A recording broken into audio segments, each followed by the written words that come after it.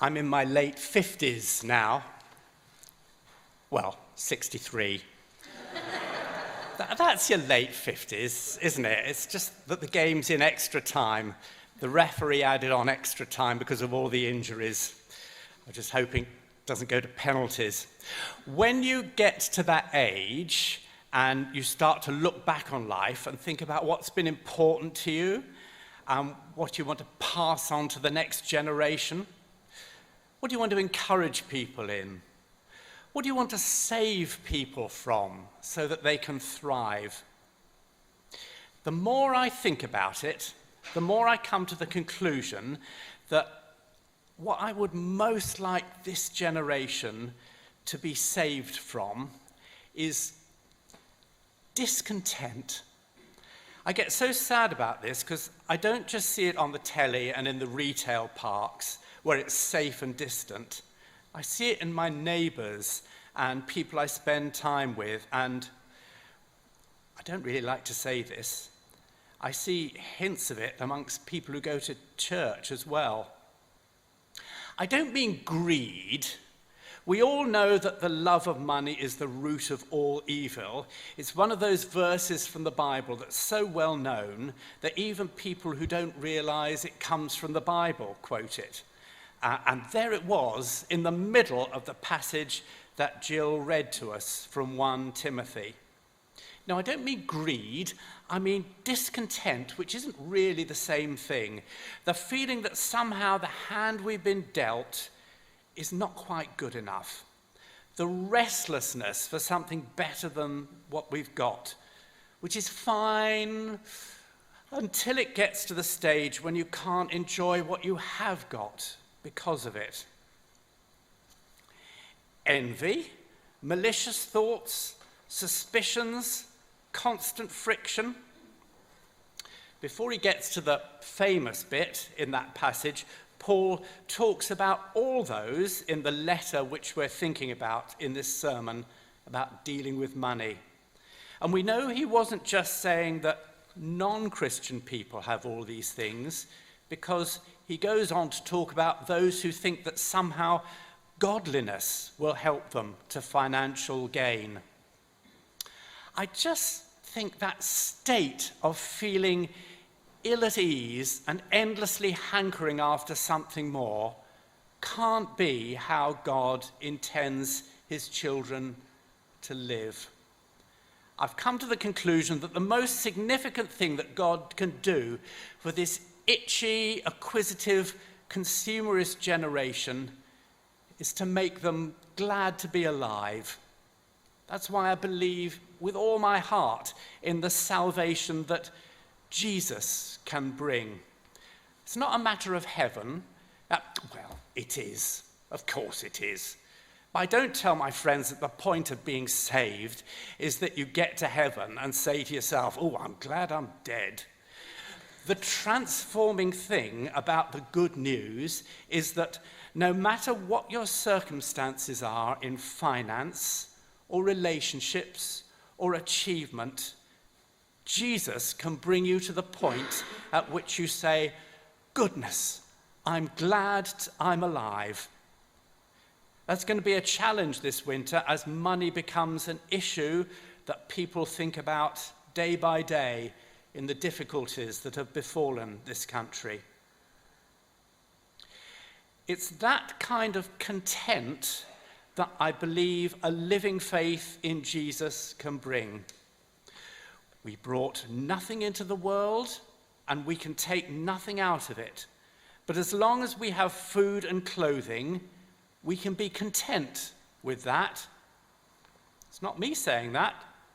It's part of the Bible passage. We're noticing different things in the Bible this year, I think. 10 years ago, we would have thought, well, we all have food and clothing, don't we? But this year is different, and we need to be generously aware of those for whom eating and keeping warm is not a given. So this sermon is timely. I believe that a relationship with God can so completely set the context for what is important in life that being content can be a reality.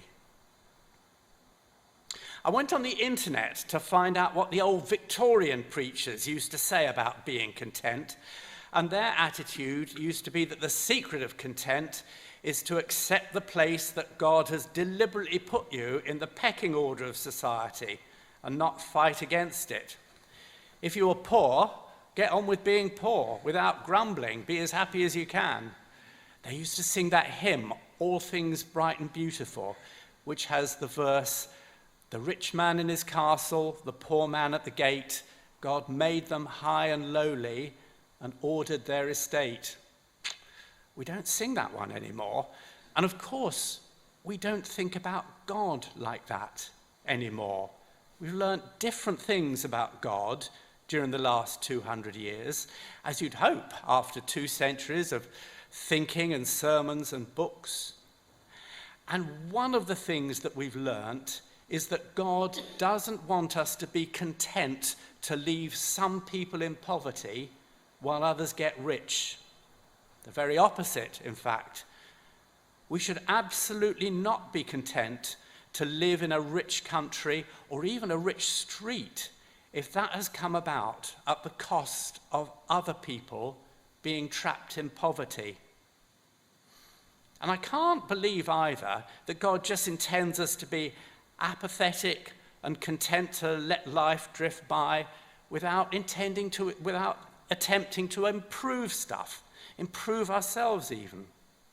So how do you know when to be content and when to agitate for something better? That's bothered me a bit over the last couple of weeks. Anyway, I had my friend Gary over for coffee and we were talking about my plumbing. Stay with me on this anecdote. It will become clear in the end.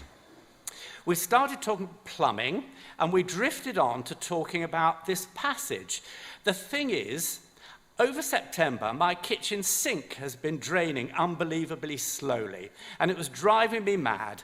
And I said to Gary that I'd probably put up with it for about a week, and when I couldn't stand it any longer, I'd pay for a plumber, because I'm no good at DIY. And Gary was saying, don't you dare, I'll stand over you, and I'll make you sort it out yourself. And I did. Unscrewed all the wet, manky stuff, cleared it, saved a fortune, and I felt totally triumphant. Fantastic. And it's really inspired me not to be content with my incompetence. I've done loads of stuff this week. You should see my bathroom. So Gary and I were discussing when content is right and when discontent should urge you on to make the world better. Really interesting. And it occurred to us that the answer is right here in this passage. Paul ties contentment together with something else. Did you notice that? He writes, godliness with contentment is great gain.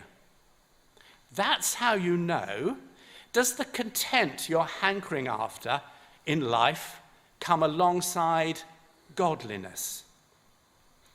You can practice that. Practice being content with a godly approach to life. Practice lying in bed at the end of the day, reflecting on the good things that have happened, and register that this is part of the world God has spread out before us. Practice looking at your lunch before you eat it, with all its colours and smells and tastes, and thank God that he conceived such a sensual world for us. Practice focusing on what you enjoy about people, thanking God that friendship and pleasure are possible in this good world.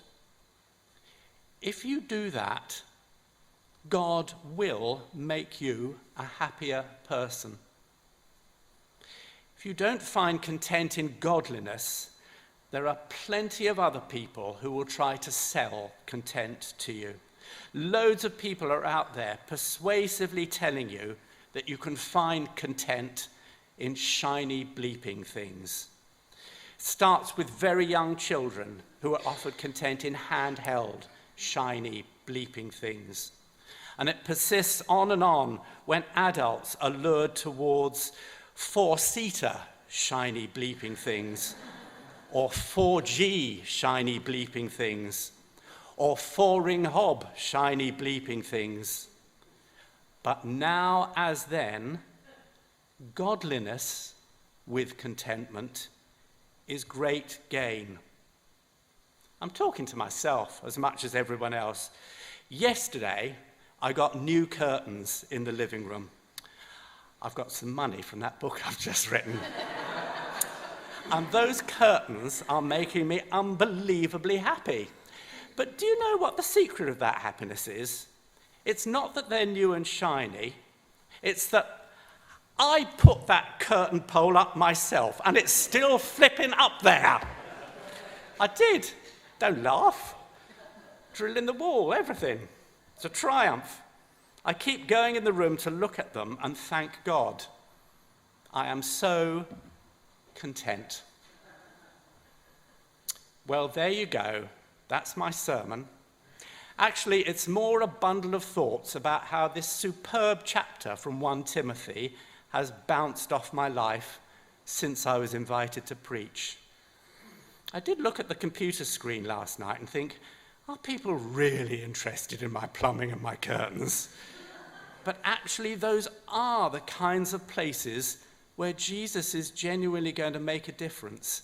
Not in the way you pray on a Sunday morning, but in the way you seek to be content from Monday to Saturday in these difficult times. If you're going to turn the QE2 round, then the curtains and plumbing turn round with the rest of the ship.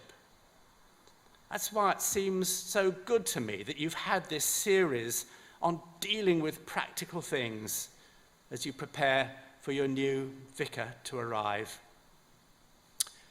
Shiny bleeping things or godliness with contentment. What does Jesus want to save you from? Amen.